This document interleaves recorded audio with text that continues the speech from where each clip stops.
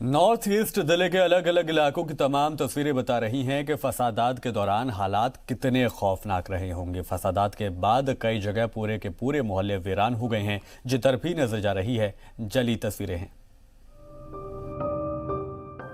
दिल्ली के दंगा मुतासिर इलाके खजूरी खास की गली नंबर 29 ने 25 फरवरी का वो मंजर देखा जिसे अल्फाज में बयान नहीं किया जा सकता। इस गली के सभी घरों को आग के हवाले कर दिया गया। घरों का सारा सामान राख में तब्दील हो गया। इस गली से पुलिस ने करीब 200 लोगों को रेस्क्यू किया। अब ये वीरान है। इस मकान में आग लगा दिए।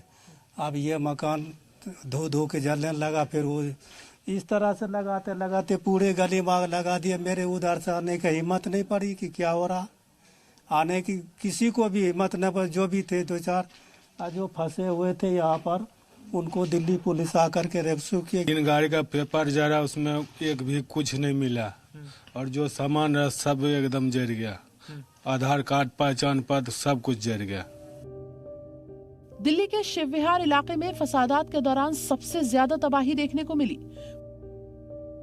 पूरे रास्ते को बंद करके हमला किया गया और सैकड़ों गाड़ियों को आग के हवाले कर दिया गया।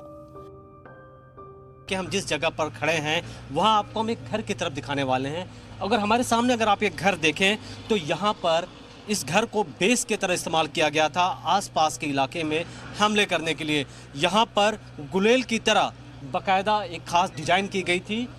यहाँ पर अगर आप देखें तो सामने इसके जरिए दूर तक इस इलाके में पेट्रोल बम का इस्तेमाल किया जा सके, लोगों के घरों को दूर दूर तक टारगेट किया जा सके, उसकी जो मदद ली गई थी। खास इस तरीके के जो गुलेल की डिजाइन की गई है उसके जरिए। दिल्ली के मुख्तलिफ इलाकों में जो सबूत मिल रहे हैं उनसे साफ है कि फसादात की स्क्रिप्ट काफी पहले से लिखी जा चुकी थी। दिल्ली में शहरियत तरमीमी कानून की मुखालिफत और हिमायत में 24 फरवरी से तशद्दुद शुरू हुआ था। उसके बाद ये मुसलसल बढ़ता ही गया। इस तशद्दुद में अब तक 40 से ज्यादा लोगों की मौत हो चुकी है।